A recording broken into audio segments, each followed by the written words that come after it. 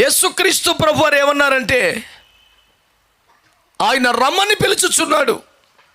పాత నిబంధన గ్రంథములో పలు చోట్ల దేవుడు రమ్మని పిలుస్తున్న వచనములు ఉన్నవి.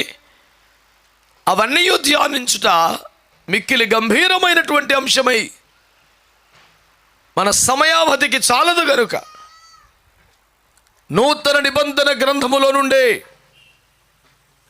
ఆయన ఎందుకు పిలుచుచున్నాడో కారణాలు మీ ముందుకు తేవాలని నేను వాక్య ధ్యానం మీతో కలిసి చేస్తూ ఉన్నాను. ఆయన మత్తయిని పిలుస్తూ ఏమని చెప్పారు అంటే, నీవు నన్ను వెంబడించు అనండి. ఆ మాట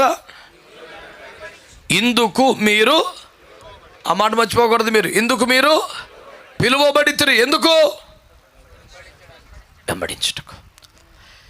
యేసు నన్ను పిలిచాడు, యేసు నాతో మాట్లాడాడు, యేసు రమ్మని ఆహ్వానించాడు, యేసు నన్ను కోరుకున్నాడు. ఈ మాట మీకు అర్థమైతే,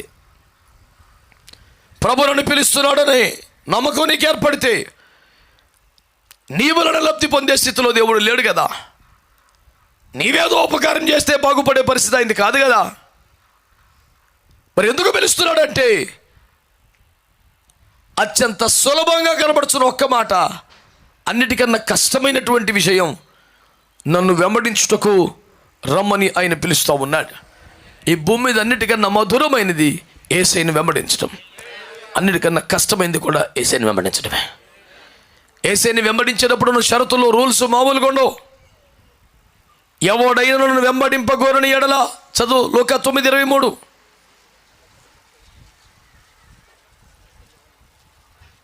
మరియు ఆయన అందరితో ఇట్లనెను, ఎవడైనను నన్ను వెంబడింపగోరిన ఎడల తన్ను తాను ఉపేక్షించుకొని ప్రతి దినము తన సిలువను ఎత్తుకొని నన్ను వెంబడింపవలెను. ఈ మాటలు గమనించారా?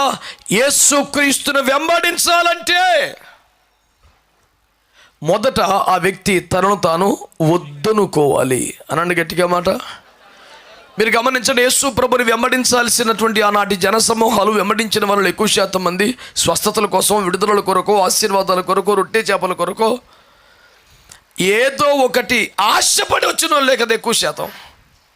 మనకి ఎక్కడికి వెళ్ళిన జనం బేబచ్చంగా వచ్చేస్తున్నారంటే యేసు ప్రభు కొట్టాడు డైలాగ్.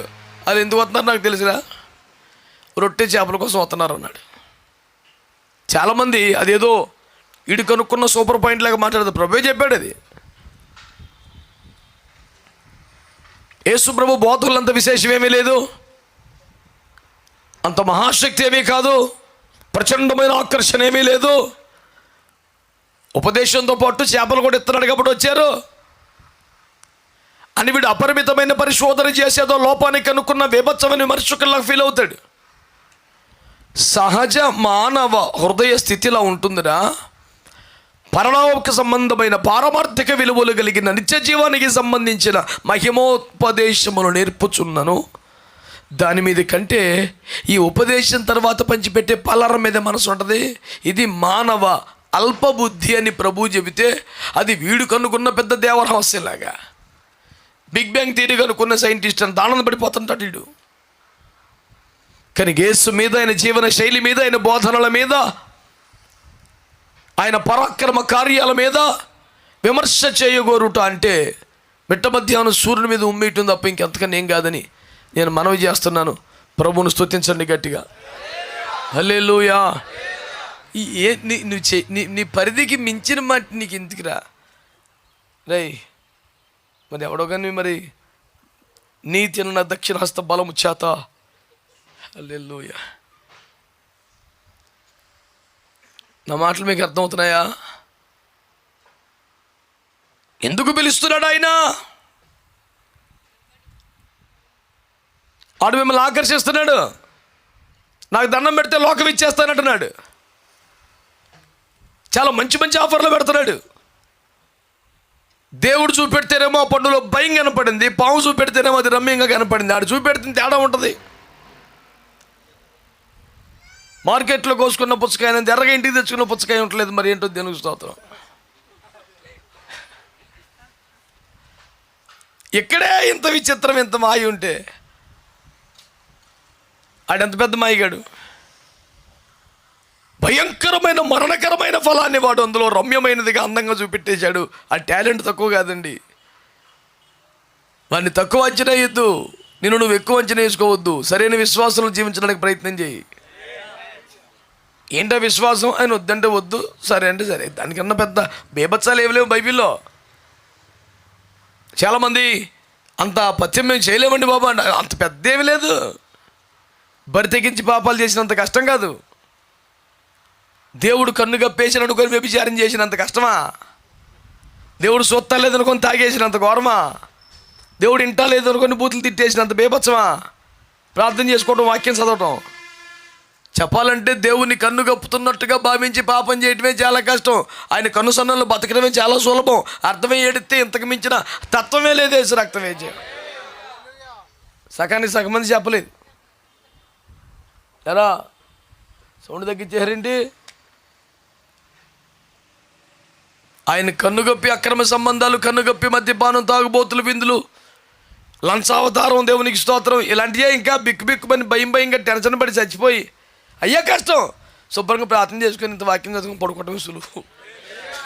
స్తోత్రం చెప్పట్లేదు. కనుక భక్తి మార్గం విడిచిన వానికి వీళ్ళు వారికే వెక్కసమొగలని వాక్యంలో ఉంది. నీకే మెంటలు వచ్చేస్తుంది. రేపు పొద్దున బొరబా ఎందుకు చేశాను రా బాబేలా కానీ నువ్వు అక్కడే గదిలోకి వెళ్ళి తలుపులు వేసుకొని కొట్టు చచ్చిపోయి కన్నా ఫ్యామిలీతో కలిసి ప్రార్థనలు కూర్చుని పోతే ఏ తక్కువ ఉండదు.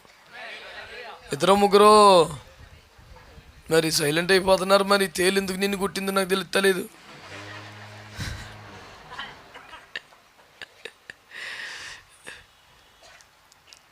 అమ్మా అనే కమ్మదనపు పిలుపు కూడా తేలు కుట్టినప్పుడే రాదట. ఎవరికే? దొంగోడికి. మనకెందుకు రాదు? తేలు కుడితే అమ్మా అంటామా, ఏజ్ ప్రభు అంటాం, ఎదుట అంటాం, ఏమి అనుకోండి. ఆ పరిస్థితి ఎవడుకుంటుంది? దొంగోడికి కదా, మంచోడికి ఎందుకు ఉంటుంది టెన్షన్? అందరూ ఆమెన్ ప్రైజ్ ద లార్డ్ హల్లెలూయా నువ్వు ఒక్కడవే. అలా ఉందంటే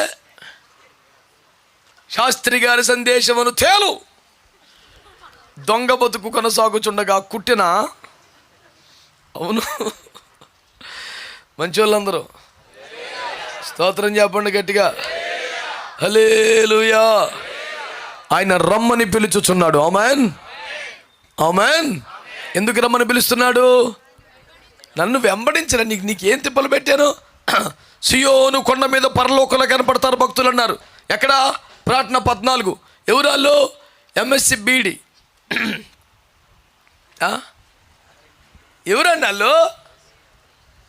ల్యాండ్ లార్డ్స్. బాబోయ్, ఎవరాళ్ళు? గొర్రె పిల్ల ఎక్కడికి పోవును అక్కడికి ఎల్లైన వెంబడించి వారందరూ సియోను కొండ మీద కనబడతారట. నిన్నేం చేయమన్నాడు సార్ ఆయన? అసలు నీకేం తిప్పలు పెట్టాడు? వెనకాల రారా బొమ్మని తెలిసిపోతున్నావు నువ్వు. 200 ఇచ్చినోడు పగలత్త మంది తిరుగుతున్నాడు ఎండలో ఆయన వెనకాలబడి. ఎక్కువ వివరాలు అడగబాకు. నిత్య జీవాన్ని ఇస్తారంటే 200కి వెళ్ళినోడు కన్నా నీకెంత, లేకపోతే నీకు ఆదర్శ పురుషుడు 200లోడే. ఆ ఎండకి ఎప్పుడో తెల్లరగడ్డ తాలింపు లేచిన పురిగారు 1 గంటకి చేతిలో పెడితే మళ్ళీ మాడిపోతా, వాటర్ ప్యాట్ కూడా కాగిపోతుంటే 200 ఇచ్చిన కృతజ్ఞత కాదు ప్యానం ఇచ్చినోడు పట్ల మనకి ఎట్లా ఉండాలండి? అసలు మీరు అర్థం చేసుకోవట్లేదు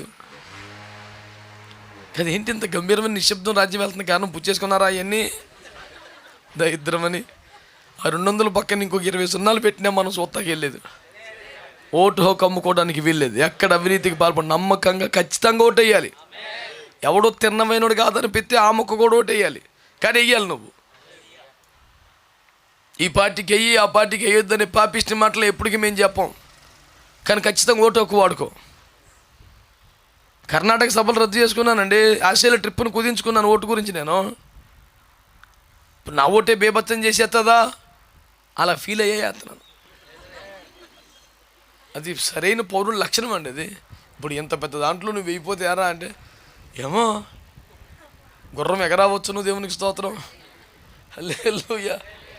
కానీ పని కట్టుకొని కర్ణాటక చింతామణి మహాసభలో 13, 14, 15 మధ్యాహ్నం 1 గంట ఫ్లైట్ చేశారు. పొద్దున 6 గుద్దిపారేసి వెళ్ళిపోవచ్చు. ఏమో పొరపాటు లేట్ అయితే, నాకన్నా ఉద్యోగకరుడు వెళ్ళి లైన్ కట్టేస్తే, నా ఓటు వేసేపటికి 12 అయిపోతే వాళ్ళకి ఫోన్ చేసి అయ్యా మరి నేను మొదట్లో సభకు రాను, అదేంటయ్యా అంటే మీరే ఇచ్చారు కదా డేట్. నేనే ఇచ్చాం. అప్పుడు నాకు ప్రధానమంత్రి 13వ తారీఖు ఇవ్వలేదు, అంతకని అడ్వాన్స్ అయిపోయి ఇచ్చేసాను నేను. అప్పుడు ఈసీ వారు ప్రేమతో 13 ఇచ్చారు మాకు. ఏప్రిల్ అనుకున్నాం, 23 అనుకున్నాం, 29 అనుకున్నాం, 100 రకాలు మార్చారు. చివరికి ఇచ్చారు. అట్ట అంటాకి హక్కు లేదు మాట్లాడబాకు.